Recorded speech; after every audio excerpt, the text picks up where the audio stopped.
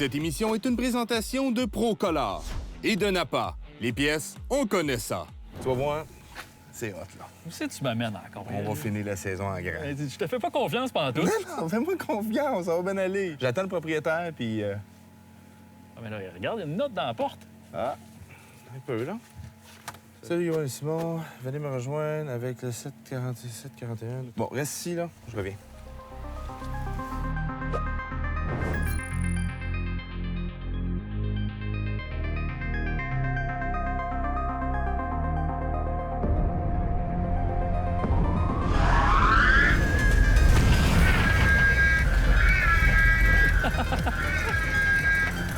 Wow!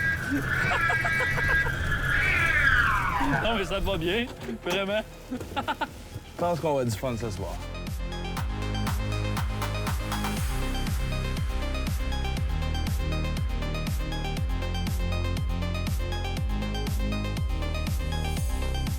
Es-tu pas écœurant? C'est fou, hein? Ah oui. Hey, t'as-tu vu toutes les bébelles qu'il y a là-dessus?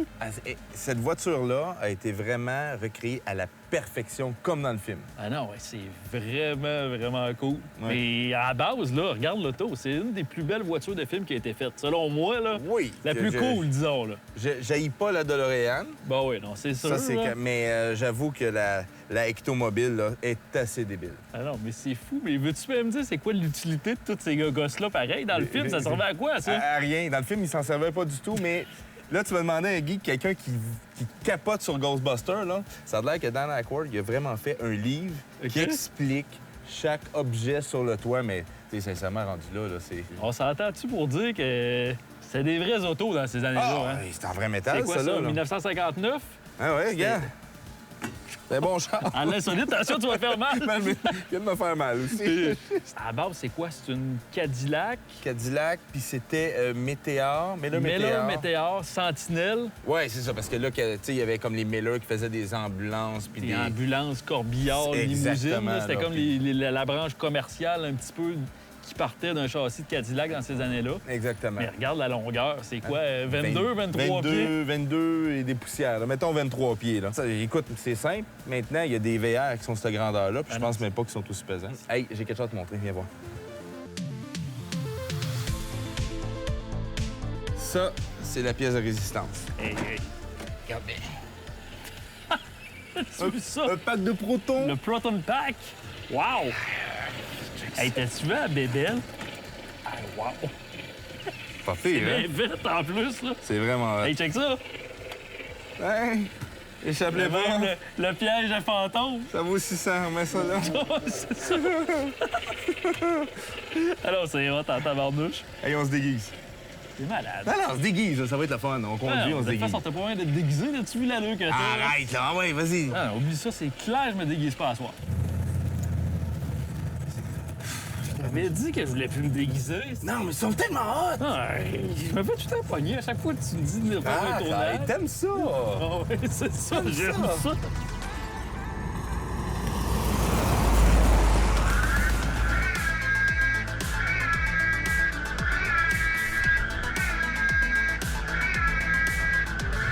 Puis, qu'est-ce que t'en penses de la bête? Toute qu'une bête, toute Hein? une bête.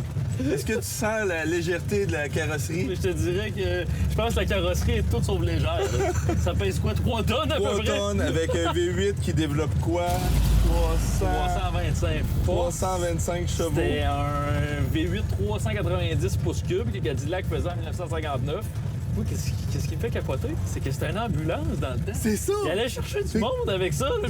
Oui, Fallait qu'il roule vite, fallait qu'il était sur des situations d'urgence tout le temps. T'avais C'était plus ça, de les autos chances de qu'il y avait. mourir dans l'ambulance. Effectivement.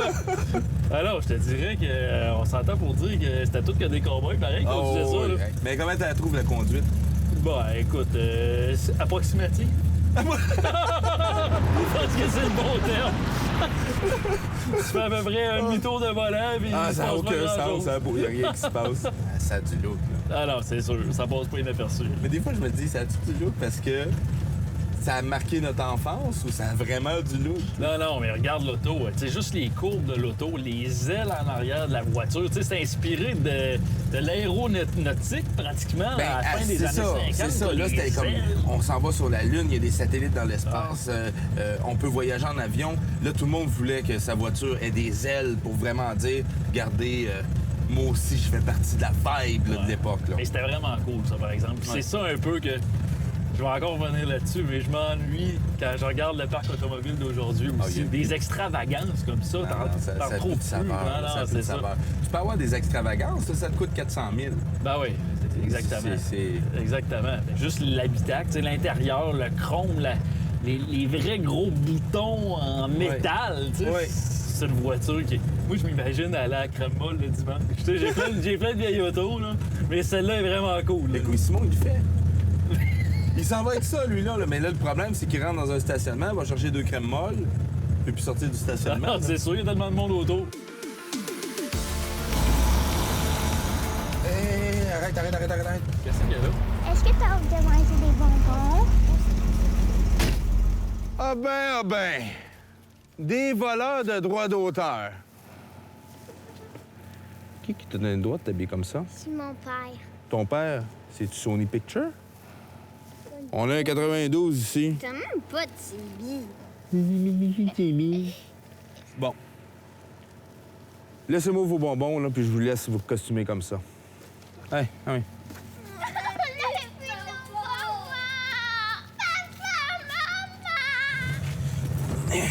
Voyons donc.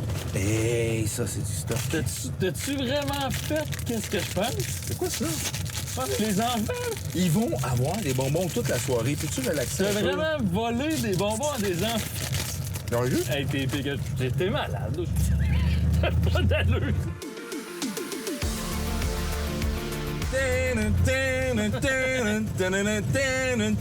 On n'avait pas les droits d'auteur pour la vraie. Tu sais, à l'époque que je faisais Cinéparc, là, ce que je disais souvent, c'est que la voiture, dans un vrai film de char, c'est l'actrice principale. Tu sais, la DeLorean, c'est l'actrice principale. Elle, c'est l'actrice principale. Premièrement, le nom Ecto, il vient de où? Ça, personne ne le sait. Personne ne sait. Mais il y en a eu plusieurs. Hein? Il y a eu la Ecto 1A. Pourquoi qu'il y a eu la Ecto 1A? Parce que la Ecto 1, ils ont tellement eu de problèmes mécaniques durant les tournages qu'ils ont dit, regarde, il faut une backup, là. Ben, c'est ça qu'il disait dans le premier film. Il avait pris du retard au niveau des tournages. Énormément. Il disait même, je sais pas si tu te rappelles, il y a des scènes, je les ai regardées sur YouTube. Il y a des scènes où est-ce qu'on voit la fluée à l'arrière de l'auto. Ouais. C'est même pas des effets rajoutés, là. Parce que le moteur de l'auto était en train de sauter. Oui. Puis il avait finalement rendu l'arme, la fameuse Ecto 1, sur le pont de Brooklyn. Exactement. Puis ils ont eu une méga amende. Tu sais, t'as besoin d'un permis à New York pour tourner. Mais à un moment donné, ils ont dit, regarde, elle roule là. Fait qu'ils sortaient les Kodak, ils faisaient un coin de rue, ils rembarquaient les Kodak. Let's go, on s'en va à la maison. Ouais, ça me rappelle quelque chose, ça. Passion auto. Ça me rappelle certains de nos tournages.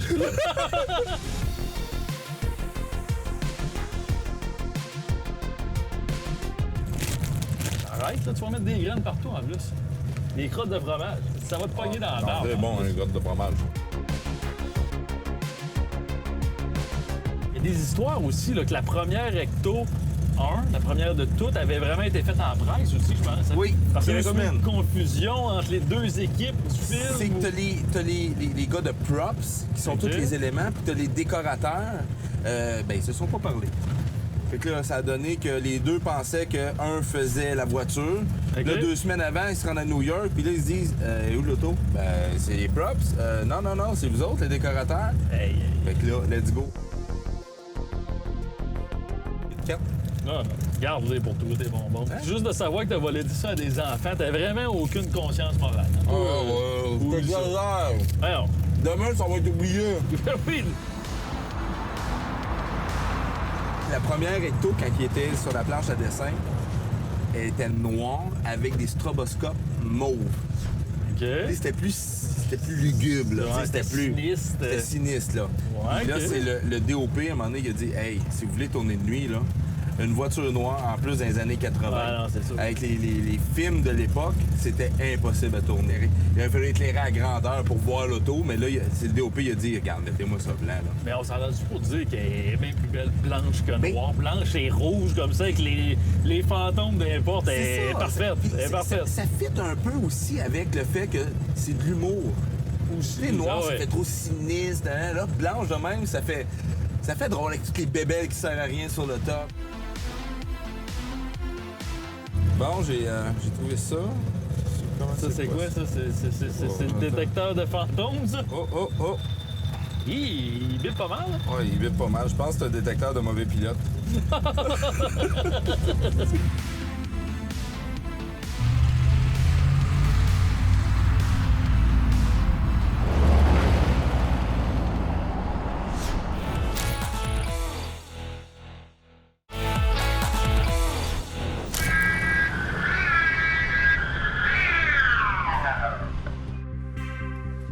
Je pense que c'est ici. Où c'est que tu m'amènes là? Je sais pas, mais c'est bizarre. Ouais, il y a des copiards. T'es un peu, là. T'es peu heureux. Hey! Fais là, toi! Hey, je m'en viens présenter la collection. Tu sais bien que c'est moi qui s'occupe des collectionneurs dans cette émission-là. Hey, salut! Calme-toi, là. C'est juste Louis-Simon. On va faire notre topo. Fait que vous autres, là, allez visiter les lieux, là. On va s'en revoir tantôt.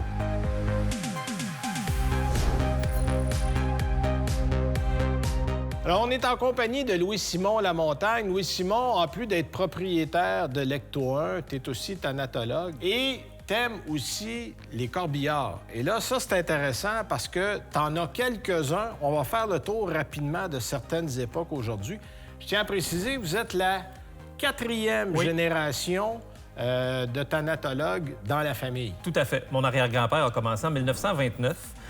Donc, en fait, en même temps, ce que j'ai comme voiture, ça représente un peu les générations de la famille. OK. Bon, on va commencer, on va y aller en ordre, parce qu'à côté, on a un Cadillac, c'est un 1949, je pense. Tout à fait. En fait, moi, j'ai acheté ce corbillard-là en 2013 d'un Québécois qui était déménagé en Indiana. OK. Stéphane, lui, quand il l'a acheté, il était résident au Québec. Quand il a déménagé là-bas, il l'a amené. Mais quand il a décidé de le revendre, il espérait trouver un acheteur au Québec pour que la voiture revienne ici. Et par un cercle de connaissances, on a fini par être mis en contact. Donc, je l'ai fait réimporter en 2013. OK. Et tu l'as gardé, en fait, est en état, elle a besoin d'un peu d'amour, mais tout est là. Au niveau de la carrosserie, elle a besoin d'un peu d'amour parce que, bon, cette voiture-là a été, par le passé, avant même que ce soit Stéphane qui l'avait, a été transformée à un moment donné en camper dans les années 70. Okay. Elle a eu une grosse histoire. Fait que l'intérieur, il manque quand même des choses qui sont propres au corbillard. Et l'extérieur, bien, on s'entend, à l'origine était bleu avec le toit gris. Il y a des bouts qui ont été peinturés à canette et tout ça. Fait que ça, c'est un projet. C'est un projet. OK. L'autre qu'on a, qui est un 73, je pense. Tout à fait. Ça, c'était dans la famille. Ça. Oui, mon grand-père l'a acheté, ça c'est une drôle d'histoire, flambant neuf, le 19 janvier 73. Pourquoi je sais la date? Parce que c'était l'anniversaire de mariage de mes grands-parents. Ils sont sortis à Montréal souper, puis on dit, tiens, on va passer au showroom où il y a Corbière, parce que dans le temps, il y avait une place à Montréal où il y avait... Où on vendait des... Corbière, il y avait une salle de montre, fait que sont allés faire un tour, puis finalement, mon grand-père est reparti avec le Corbière. Fait que c'est ça que anniversaire de mariage, un Corbière tout neuf. C'est en plein ça. Qui a servi, évidemment, oui, il a servi pendant 20 ans. Puis en 2000, avec un ami, on avait entrepris de le repartir. On a réussi. OK. Je l'ai roulé un peu, 1 année, 2 ans. Je faisais les shows de char antique dans le coin. Puis finalement, on l'a entreposé et à un moment donné, fil en aiguille, le cégep, les choses.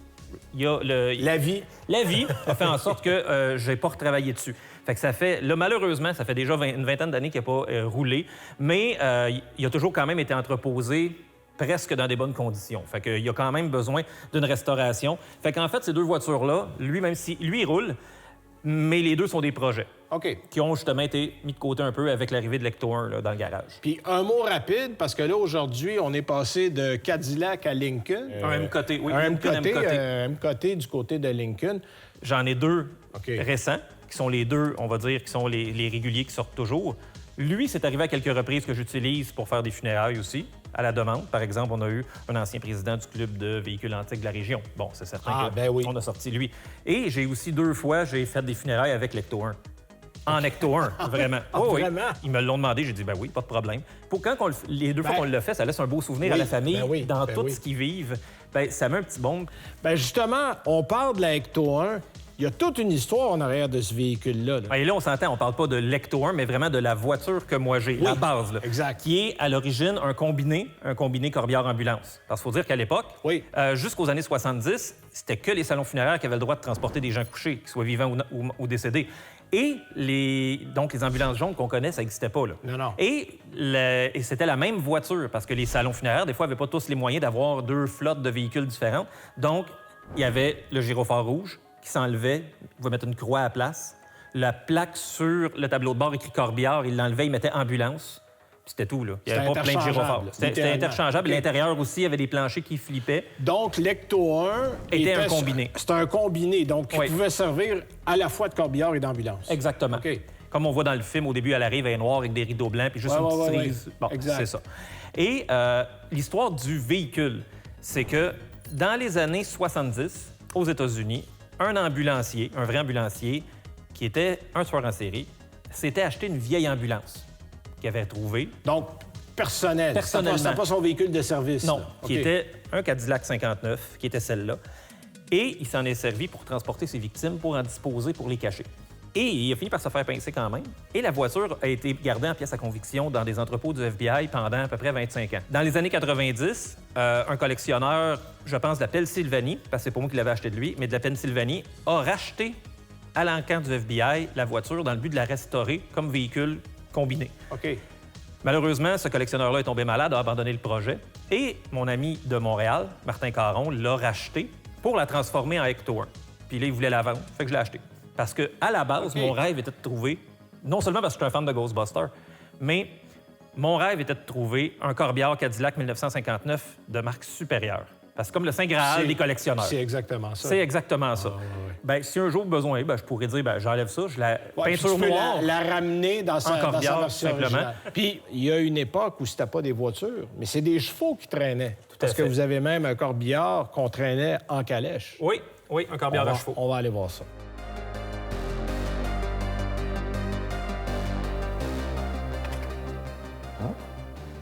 Je sais pas, là, mais moi, je trippe pas en tout. Arrête, vois ça comme un showroom, là. Ouais, le showroom, ça n'a pas rapport. Là. Tu sais ça? Y a-tu quelqu'un là-dedans, là? Mais non, il n'y a pas personne là-dedans, là. C'est à vendre, là. Je trippe pas en tout, là. Je sais pas qu'est-ce qu'on fait ici, là. Ah, check ça. Non. Voyons, c'est quoi, ça? No. Yoann! No. Voyons, ouais, Non. tu m'amènes ici, tu t'en vas, là. non.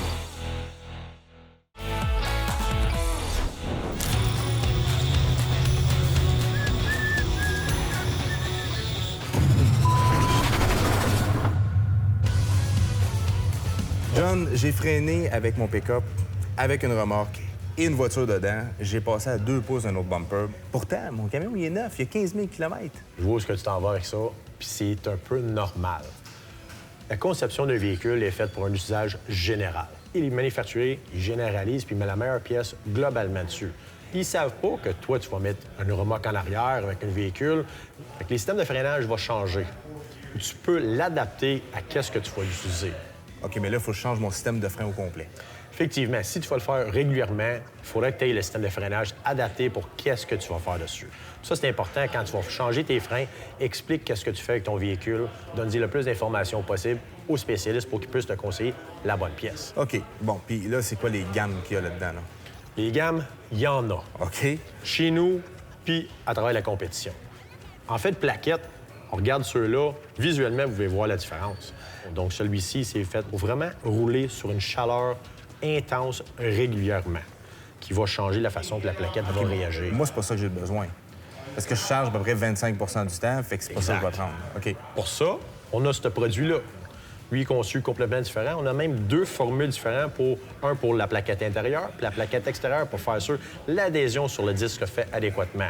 La façon qui va dégager la chaleur aussi est faite autre que celui-ci, puis même notre gamme remplacement d'origine. Lui, il va mieux freiner à tous les jours sans remorque que lui. Exact. Mais lui, par contre, va freiner mieux avec une remorque que lui. Exact. Fait que c'est ça la différence. OK. Exactement. Ben, merci, John. Bienvenue. Plaisir.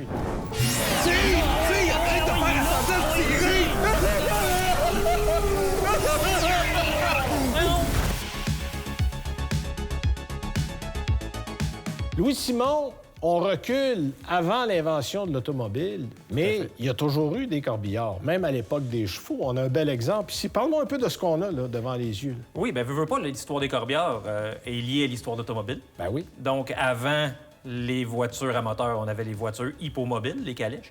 Donc, celui-ci date environ 1885 OK. et serait un de marque Crane & Breed. Je dis serait parce que, bon, ce corbillard-là a été restauré à quelques reprises et les indicateurs, les plaquettes, si on veut, parce qu'il y en avait à l'époque, ont disparu. Mais en faisant des recherches sur Internet, j'ai découvert qu'au musée Henry Ford, au Michigan, il y en avait un OK. et a les traits très, très similaires aux miens. Je lui ai envoyé des photos. J'ai finalement eu une réponse et ils m'ont dit que le mien serait un peu plus récent que le leur. Eux, c'est un Crane & Breed 1875. Eux disent autour de 1885, probablement un Crane & Breed aussi, qui est une marque américaine. Louis-Simon, évidemment, on est à Berthierville. Tout à fait. Berthierville, c'est le fief de Gilles Villeneuve, en fait, de la famille Villeneuve. Gilles, son frère Jacques, Séville, c'est des gens connus de tout le monde ici.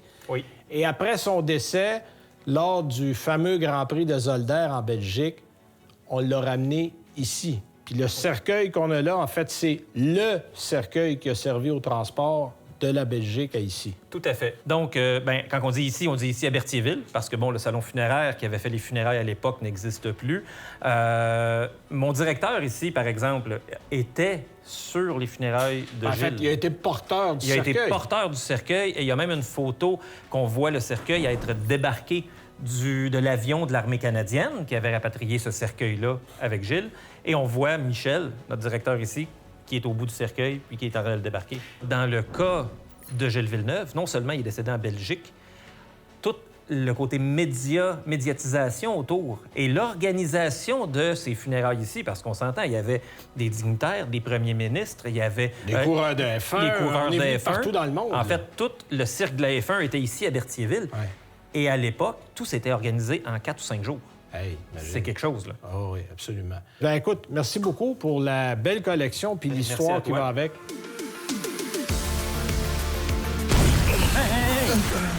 Tu viens de pogner l'auto, là? Arrête!